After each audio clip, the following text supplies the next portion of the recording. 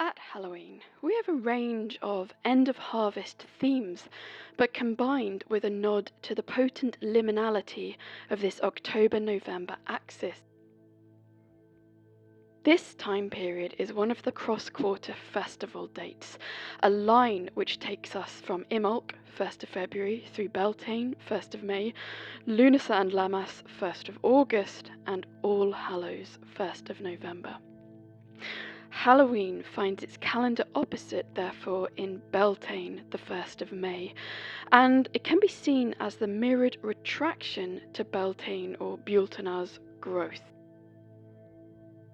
Interestingly, beyond this obvious difference of focus, many of the rites between the two festivals are not dissimilar, i.e., the veils between worlds being thin and spirits being on the move. Beltane Eve is associated very strongly with the fairies, the Tylwyth Teg, the Sidhe, and it was seen as a somewhat dangerous time for us mere mortals. To quote the great Eddie Lenahan, if you are out on May Eve, you are considered out of your mind. Unfortunately, a lot of the potency of May Eve has not survived into contemporary culture, but interestingly, its opposite, Halloween, has. You can dislike modern versions of the festival as much as you like, but I always find it interesting every year how strong its image remains. Even though we can be dismissive of all the tacky rubbish in the shops, they are still unbelievably referencing ancient closing of the harvest festivals. The transition from these ancient festivals to modern Halloween most accurately reflects a blend of customs and beliefs from across the Indo-European world. I will get into more detail on these different threads another time because we'll need to comb through quite thoroughly.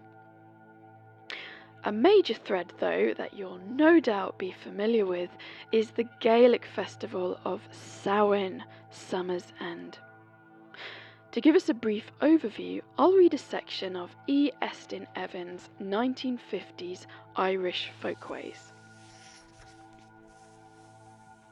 Quote, "Throughout Ireland, lesser feast days pale in comparison with the culminating festival which marks the end of the dying year on All Hallows Eve.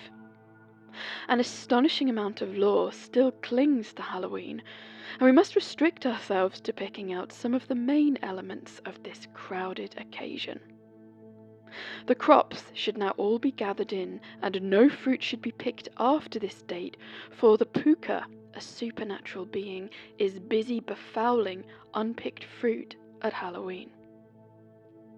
The return of the livestock from their summer grazings, once accompanied by their herders, made the occasion one of family reunion, and this is a strong element in the present festival.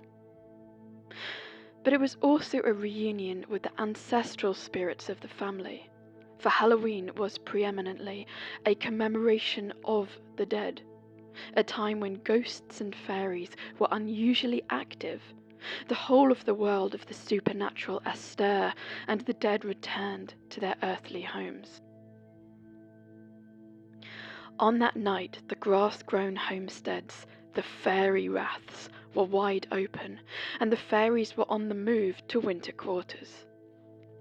It used to be thought unlucky not to make preparations for the return of the dead by leaving the door of the house open, putting out tobacco and traditional dishes such as sowens, a kind of porridge, and setting seats around the fire.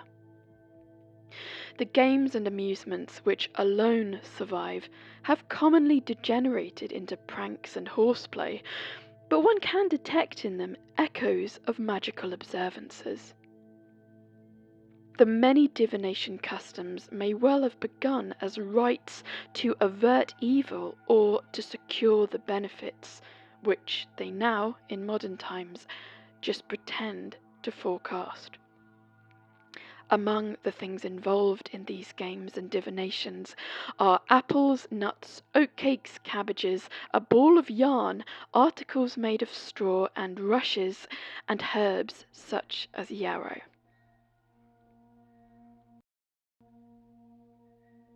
For this episode of the Almanac, I'm going to be focusing on Estyn Evans' last point regarding Halloween divinations. I found Estyn Evans' own conclusion there rather interesting. This line of, "The many divination customs may well have begun as rites to avert evil or to secure the benefits, which they now in modern times just pretend to forecast." So Estyn Evans is suggesting that the modern Halloween games are perhaps a more passive or degenerative echo of what might have been more active rituals. They may echo their ancient origins whilst not quite having the bite. This is just one way of looking at it though. We see divinatory practices and games throughout the year, specifically May the 1st, beginning of summer, midsummer, mid-June, harvest festivals, and then midwinter. Often on the eve before a festival, one is instructed to observe the conditions of the family fire, or to pick a flower and count its petals, or to gaze at your face in a mirror, all with the aim of receiving answers to questions.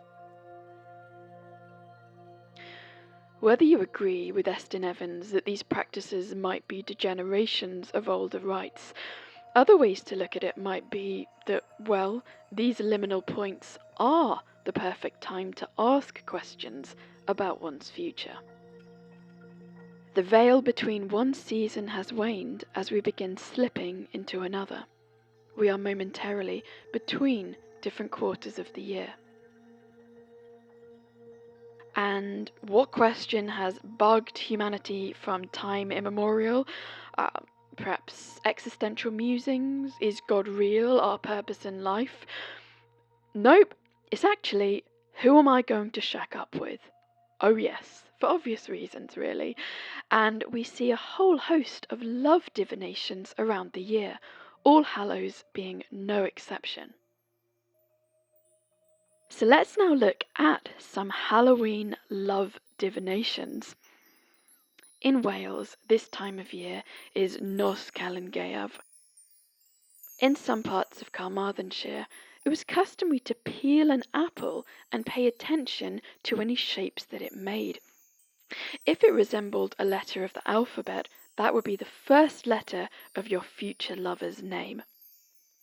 For prophetic dreams, a boy should cut 10 ivy leaves and then throw one away and put the rest under his head before he sleeps. A girl should take a wild rose grown into a hoop shape. She should creep through it 3 times, then cut it in silence and go to bed with it under her pillow. A widespread Scottish Halloween divination game used nuts and a toasty fire to foretell one's future. 2 nuts would be named after a specific couple and then placed into the fire. If the nuts burned down to ash, then any union would not prosper. But if they cracked or fused, this was a good sign. Here is a wonderful and slightly creepy Scottish Halloween marriage divination. Reverend Norma MacDonald from the Isle of Skye described this practice to Callum Ian MacLean in 1952. A girl would throw a ball of wool over a wall, holding onto its end, and call, "Who is there at the end of my rope?" until a voice answered with a name. This would be the name of the girl's future lover. This had to be done late at night. Who is there at the end of my rope? Kate Manson from the Shetland island of Foula described to Sandy Fenton the following practice when she was a girl. It's the same as the last one, but instead of a wall, the wool was dropped down the chimney of an old watermill. And with the rope dangling down, the young female voice would ask, "Who is there at the end of my rope?" Kate Manson from Folklore also told that another practice was for a girl to go to a big standing stone and go 3 times around it one way and then 3 times around the other. The first person she saw after that was to be her future partner. Fingers crossed.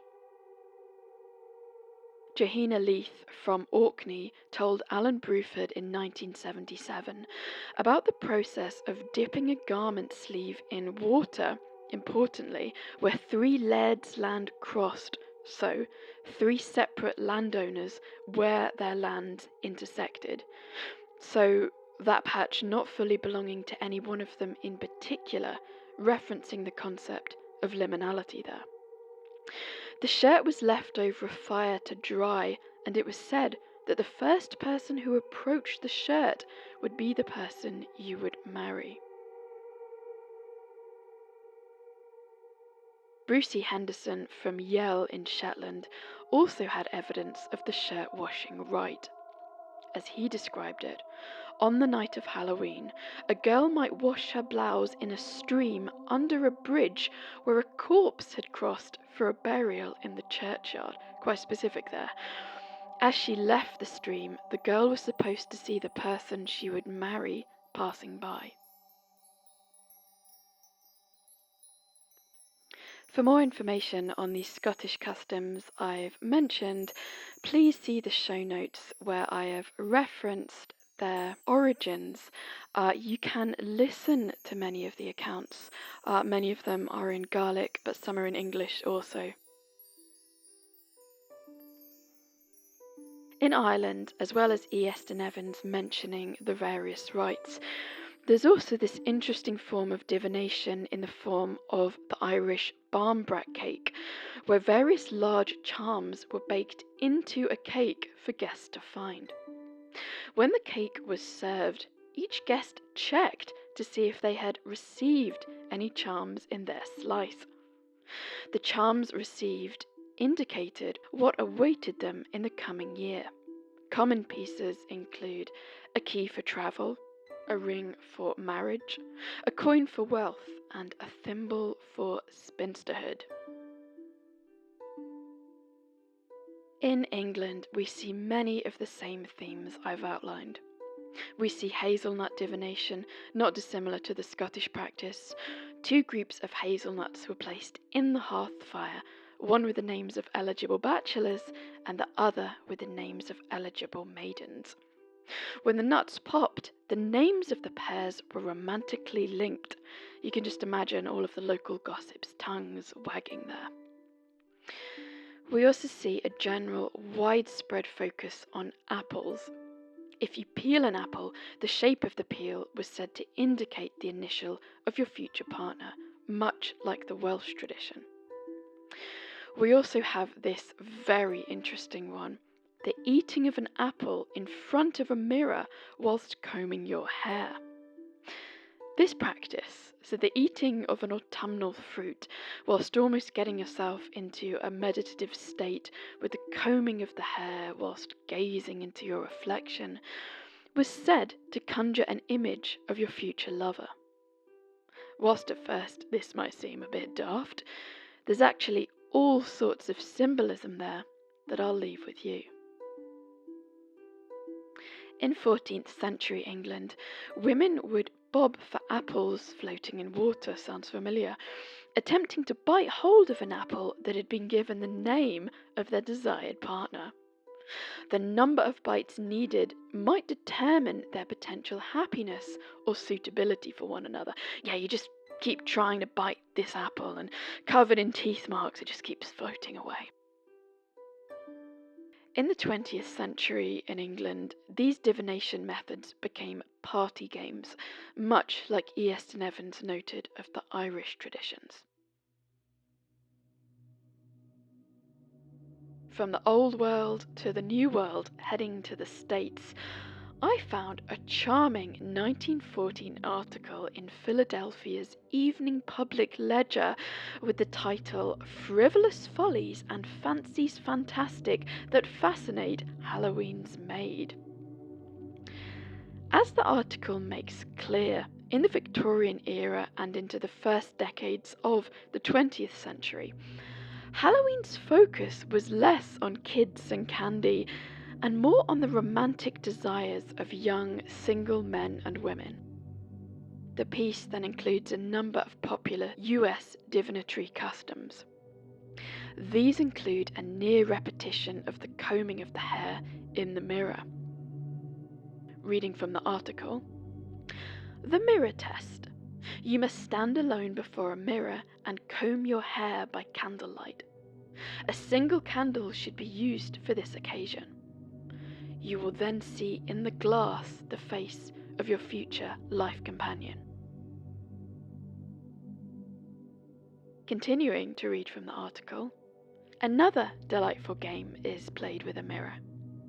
The moon should be shining brightly, and the guest must walk several paces backward in the moonlight, holding a looking glass in the hand and gazing all the time into the looking glass.